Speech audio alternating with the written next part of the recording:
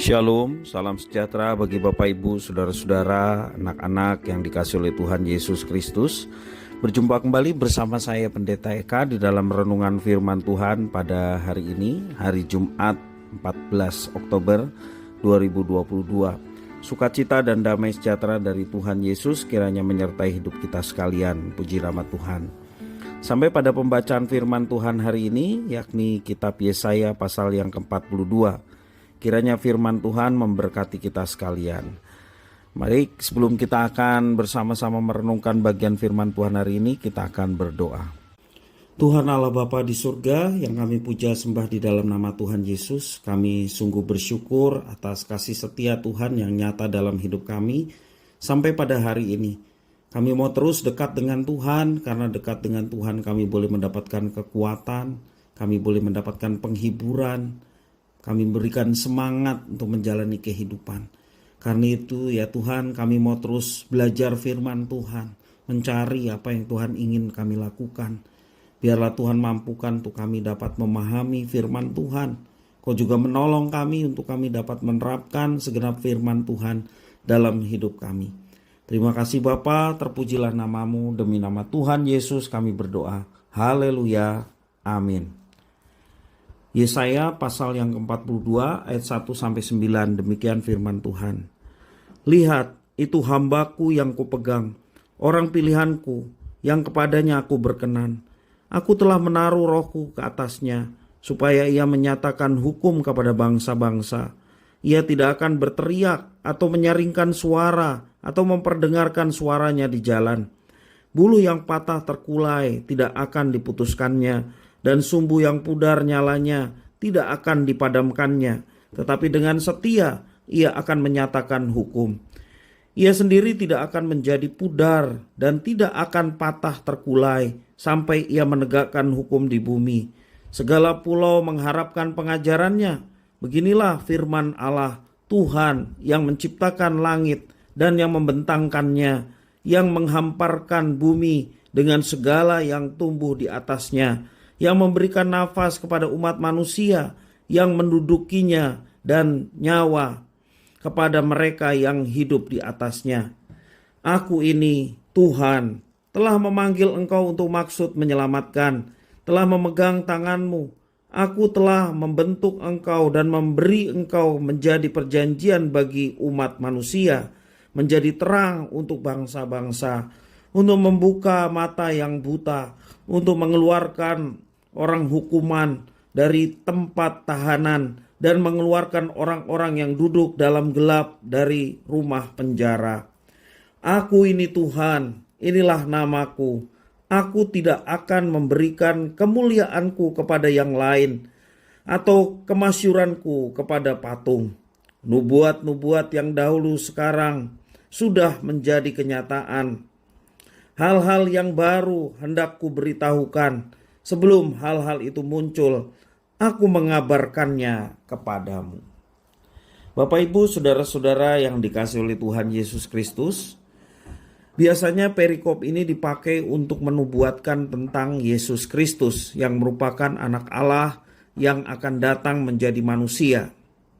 Dalam pelayanannya, Yesus memberitakan firman Tuhan, menentang kekuasaan yang semena-mena, bahkan rela menderita. Ia melakukan itu semua dengan kasih. Ia juga dekat dengan orang-orang yang marginal, karena ia hendak menyelamatkan dan memulihkan kehidupan orang-orang itu. Akan tetapi, kalau kita perhatikan perikop ini juga dapat ditujukan kepada kita, karena kita adalah orang-orang percaya, orang-orang yang kita yakini dipilih oleh Tuhan untuk menjadi hamba-hambanya. Tentunya mendapat status sebagai orang pilihan berarti ada tugas-tugas khusus yang harus kita pahami. Rasul Petrus sendiri menuliskan dalam 1 Petrus pasal 2 ayat yang 9, menjelaskan bahwa orang-orang yang telah dipilihnya menjadi imamat yang rajani, umat kepunyaan Allah, bangsa yang kudus, yang akan memberitakan perbuatan-perbuatan Allah yang besar, sehingga melalui umat pilihannya banyak orang mengenal Tuhan yang disembah oleh umat pilihannya. Nah Bapak Ibu Saudara, Mari kita belajar apa saja tugas khusus yang kita pahami sebagai orang-orang yang telah dipilihnya. Yang pertama, orang pilihan Allah bekerja di dalam Roh Kudus untuk menjalankan hidup dan pelayanannya. Ya. Jadi seberat apapun tantangan yang dihadapi oleh umatnya, kita tidak perlu takut karena ada Roh Tuhan, Roh Allah atau Roh Kudus menyertai kita. Dan itulah kekuatan kita sebagai orang pilihan. Justru karena pilihan itulah maka Roh Kudus dimeteraikan dalam hidup kita. Itulah yang membedakan pilihan Allah dan bukan. Yang kedua, pelayanan yang dilakukan harus didasarkan pada hukum dan perintah Tuhan. Dikatakan di dalam ayat yang pertama dan yang ketiga. Oleh karena itu kita harus selalu bersekutu dengan Tuhan melalui firman Tuhan. Supaya kita mengerti hukum-hukumnya. Supaya kita mengerti perintah yang mesti kita laksanakan. Dan bukan saja sekedar melakukan apa yang diperintahkannya. Tapi kita menyadari bahwa perintahnya adalah untuk sesuatu yang baik.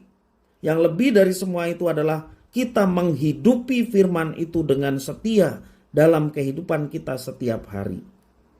Dan yang ketiga, sebagai orang-orang pilihan Tuhan, kita dipanggil untuk menyampaikan rencana keselamatan Allah bagi orang-orang berdosa. Kita punya latar belakang yang sama, orang berdosa. Tapi kita bersyukur kita boleh mendapatkan pengampunan. Bersyukur kita boleh mendapatkan jaminan keselamatan yang pasti di dalam Tuhan. Kita dipilih bukan saja untuk menikmati apa yang nanti Tuhan akan berikan, keselamatan bersama dengan Tuhan selama-lamanya.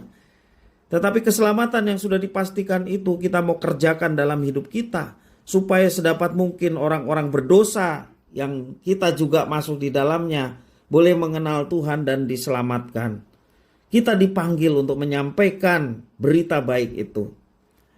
Dan yang keempat, pelayanan yang dilakukan oleh orang-orang pilihan haruslah menjangkau kelompok-kelompok orang yang dianggap marginal atau orang-orang yang terpinggirkan.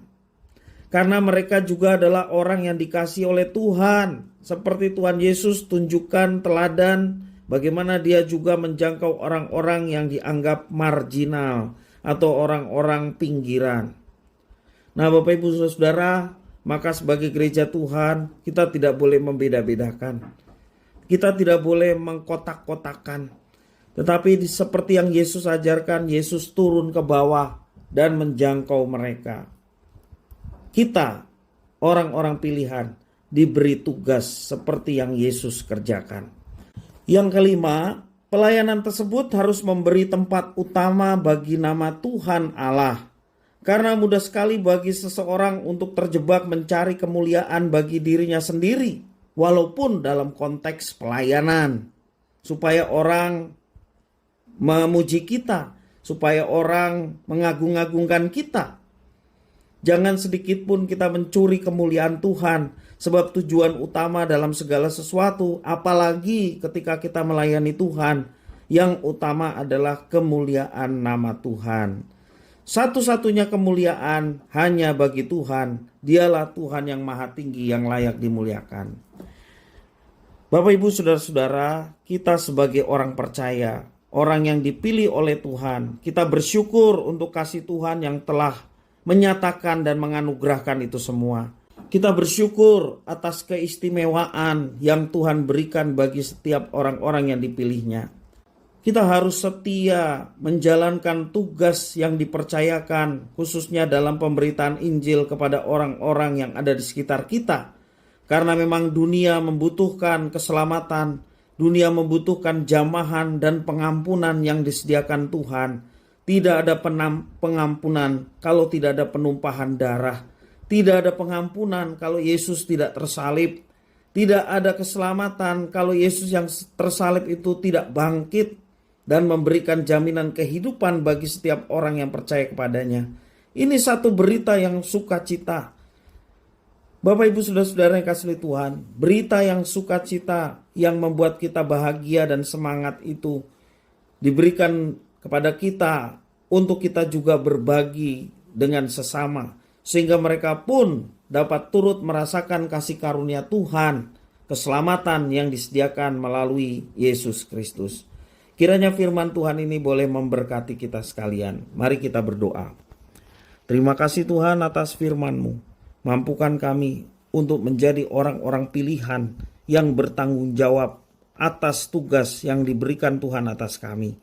Biarlah hidup kami boleh memancarkan terang Kristus, boleh menjadi berkat bagi sesama, sehingga melalui keberadaan umat Tuhan, sungguh nama Tuhan dimuliakan, kerajaan-Mu dihadirkan, sehingga banyak orang yang turut masuk di dalam rencana agung keselamatan dari Tuhan di dalam Yesus Kristus, dan melalui umat pilihan-Mu, sungguh kami boleh melaksanakannya. Dan kami percaya Tuhan menyertai setiap anak-anak-Mu yang setia melakukan apa yang diperintahkan Tuhan.